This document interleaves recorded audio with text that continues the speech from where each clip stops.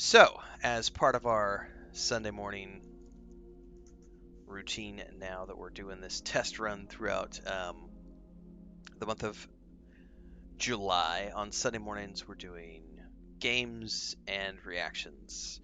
And one of the things we're going to talk about this morning is the chaos behind Subnautica 2. So if you're not aware of this, um, Krafton purchased the Subnautica team a while back. It was a big deal, I believe about $500 million deal, and then funded Subnautica 2. And um, it was supposed to go into early access this year. It got delayed, and with the delay, Krafton fired all three of like the founders and CEO, like the three main directors of Subnautica 2, claiming that these guys took their paycheck and stopped developing the second game, and they fired them, I think, like last week. And part of the confusion, part of the chaos here is that apparently there was a $250 million.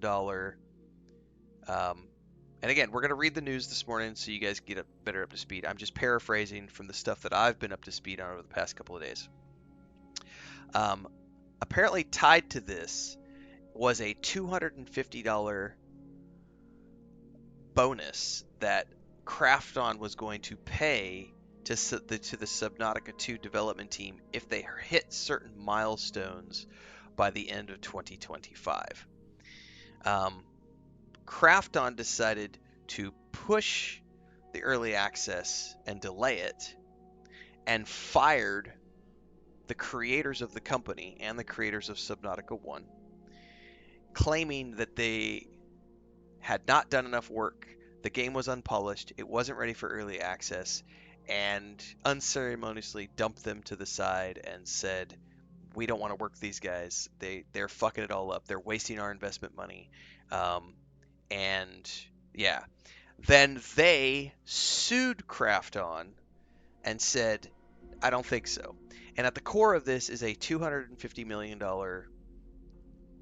incentive thing that was supposed to go to the Subnautica 2 development team. So on the one hand, you have people claiming that Krafton is trying to shaft the developers of Subnautica 2 and not pay them the $250 million incentive bonus, because if they push the development, if they push the release of early access till the end of next year, they don't have to do the payouts that were tied to 2025 production.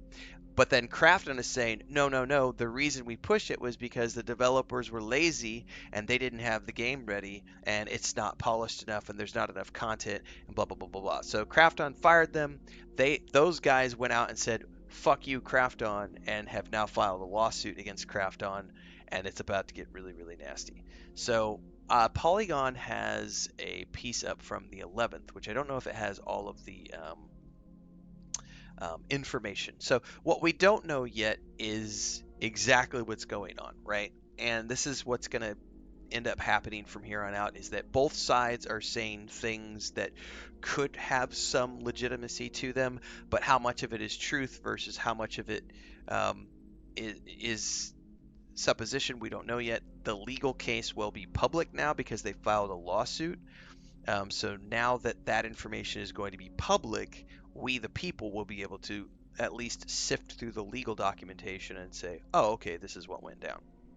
So, I'm going to go to Polygon because they're a better source than some of the other places out there. But we may dig up some more information as we go through this morning. If we can't get access, if we don't find links to like the source materials. Subnautica Subnautica 2 $250 million ordeal is getting combative. Publisher Krafton said it's delaying Subnautica 2 to craft a better experience, but fans aren't so sure. So people have been waiting for the past few years. So Subnautica 2 was supposed to go into early access this year in 2025. However, Krafton announced when? Back in July, it looks like.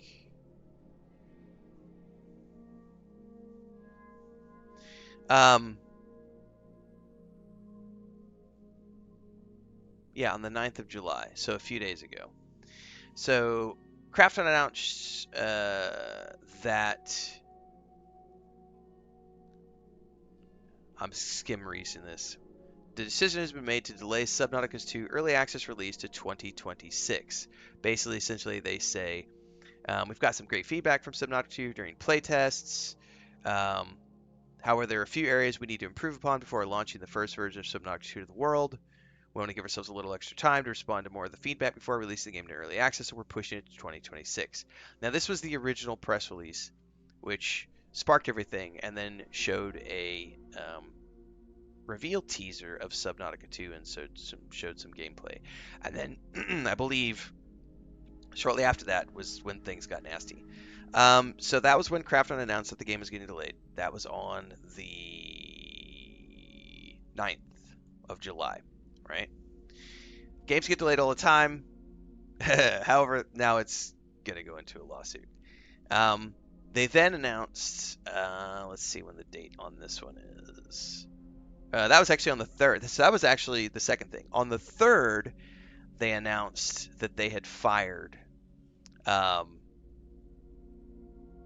the creators of Subnautica 1 and the CEO of the company. Then they announced that, hey guys, the game is still going good. Trust us, everything is great, but we're pushing early access to 2026. So first they say we're firing the original creators and founders, and but trust us, everything is good. The game is getting pushed to 2026. Um, so they fired Subnautica 2 director Charlie Cleveland, Unknown Worlds co-founder Max McGuire, and CEO Ted Gill. A new CEO under Krafton was appointed, and Krafton promised that internal changes would help development gain momentum, but things seemed weird. Charlie Cleveland, who is the Subnautica 2 director, called the ousting quite a shock after dedicating much of his career to building a company that would go on to sell millions of copies of a survival game. He reminisced on his years in the gaming industry in a heartfelt social media post, which we have read somewhere.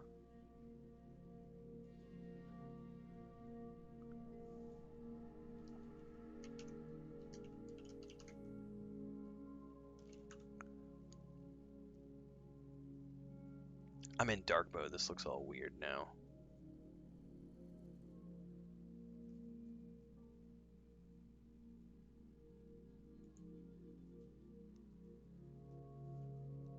This is...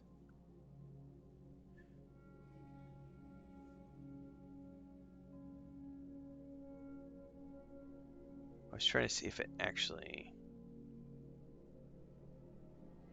Oh, he made the statement on Reddit, not his website.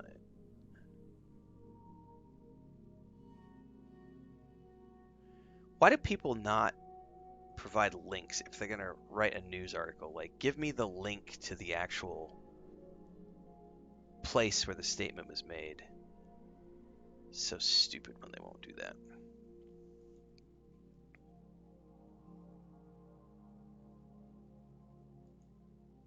Okay, this is where he wrote, what is a way but a thousand drops? So this is Charlie Cleveland's big, huge article about getting into game development 25 years ago, the creation of Unknown Worlds in 2001,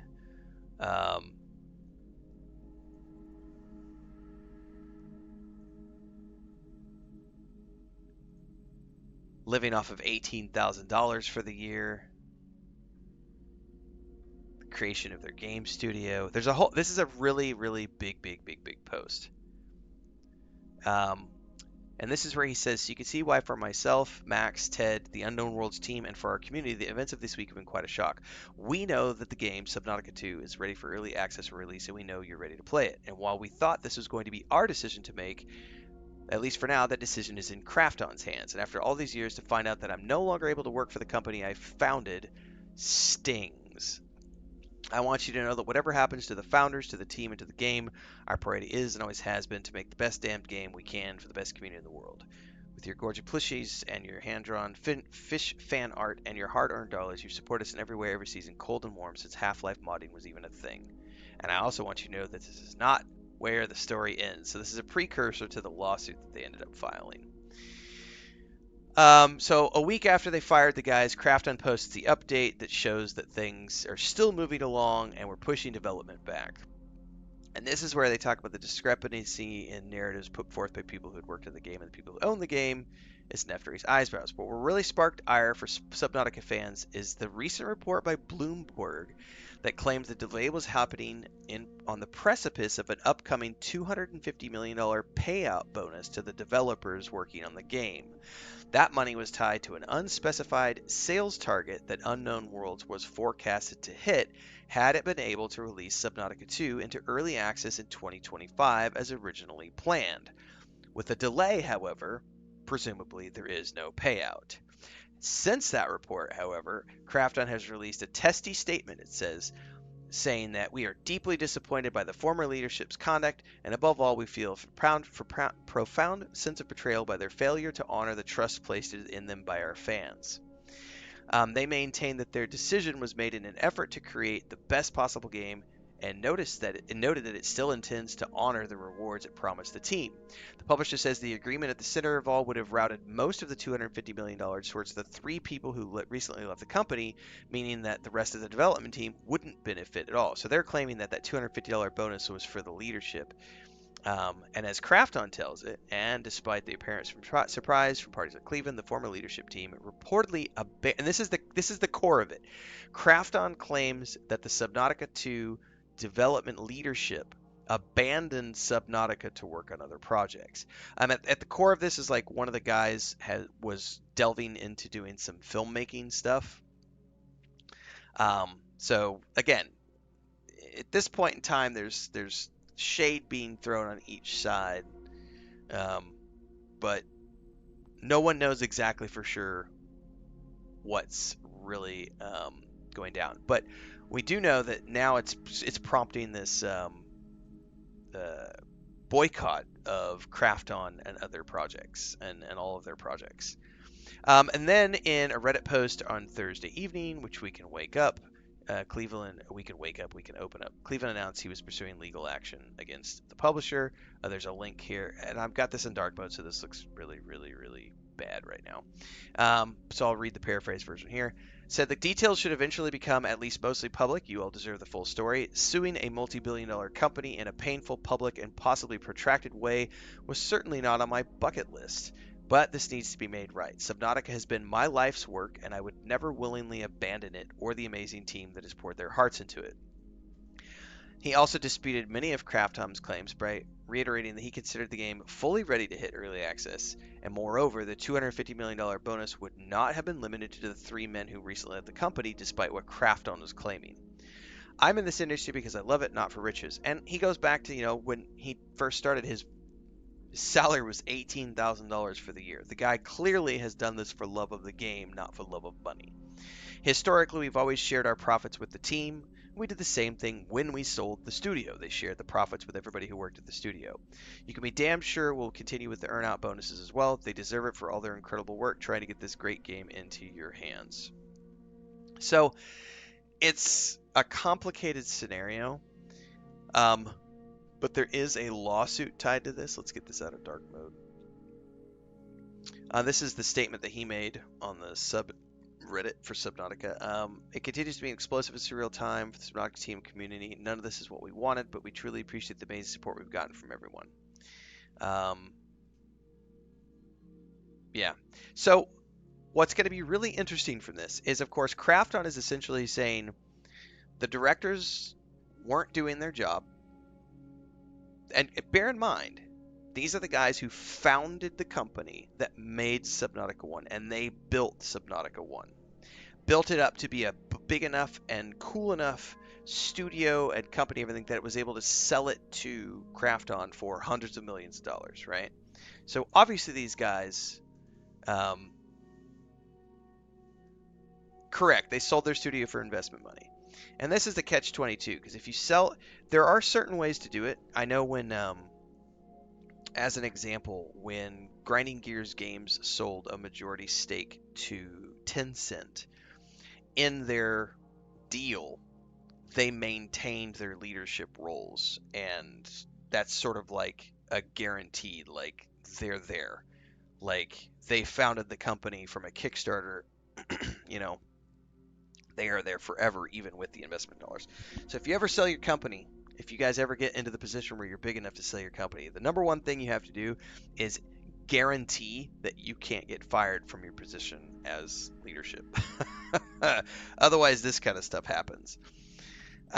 So Krafton has made a bunch of claims saying that the game wasn't ready for early access. They're claiming that these directors only wanted to push it to early access to get a $250 million payout that they were reportedly not going to share with the team. And the founders of the studio and the directors of the game are firing back and saying that's not true at all. The game is ready for early access. We have always shared our profits with the team. Look at the proof of what we did when the company was sold and etc. And they are suing Krafton now. Who knows which side is right or wrong? Um, I'm sure there are like legitimate points of view from either side. Yeah, you could go the George Lucas route. You just sell it off and retire. Like, but some people want to keep doing the thing that they love. So yeah, you got to figure out how to navigate those waters. It's tricky. So this is not shaping up to be something nice. All we know is that Subnautica 2 is not going to be hitting early access this year, and now there's going to be a really nasty legal battle around it, and who knows where that is going to end up. What's going to be very interesting to me is to find out. I just want to see where the chips fall. I know the gamers' reaction is to boycott Krafton. But I can also say, and I'm going to play devil's advocate for just a minute, because my gut reaction, having dealt with investors and studios before in my time, my gut reaction is to go with the guys who developed the game and directed the first game and made it into a big enough, cool enough product that another company was willing to come along and buy them out and invest in the company. My gut reaction is to go with those guys, right? However, to play devil's advocate for just a minute, if I have given you $500 million to buy your company, and then I see you as a leadership team not 100% focused on making the next game, and I see one of your developers off over here working on a movie on a side project, I'm going to have concerns. Now, would I fire you? I don't know the details, right? But I can tell you this. We had a situation. This is 10 years. This is more than 10 years ago now. Probably around 10 years ago now. We had a situation where we had a early partner in our MMORPG project who was doing song composition for us. And he was someone who, in the original stages of the project, was very involved and very interested. And then over the course of like a couple of years of us doing it for sweat equity and no money, he was needing to do other things, and he started having a falling out with his spouse, which led him to not being fully focused on the project at hand. And we had noticed that he was not putting in the same amount of time as everyone else. And there came a point when he released a Kickstarter for this cool music project that he wanted to do, which had like music, and he was doing the composition for this Kickstarter project, and he was doing film direction for all the short films related to this Kickstarter project. And we as a team of individuals had to go to this partner and say, hey, we need you to either prioritize your involvement here or step away, because you're not focused. Like you're it's very evident that you're having fun over here, and if that's what you want to do, that's great, go do that. But it's not fair to everybody else on the team if you're not here as focused as everyone else, because it just doesn't work like that. That's not how partnerships work. And he ultimately made the decision to walk away and go focus on another thing. And best of luck to him. So I can say from a devil's advocate position, I've been in a place where I've had a business partner who was not focused on the project at hand. And if I was an investor who had given $500 million to a company and one of the directors is off trying to make a film and he's not focused on making Subnautica 2, I might be a little pissed. But I don't know the full details of the conversation, which is why my gut reaction is to go with the Subnautica 2 founders and directors here. So it's going to be very interesting to see where all of these public, because now it's going to be public because of the court cases. So it's going to be very interesting to see where all this goes.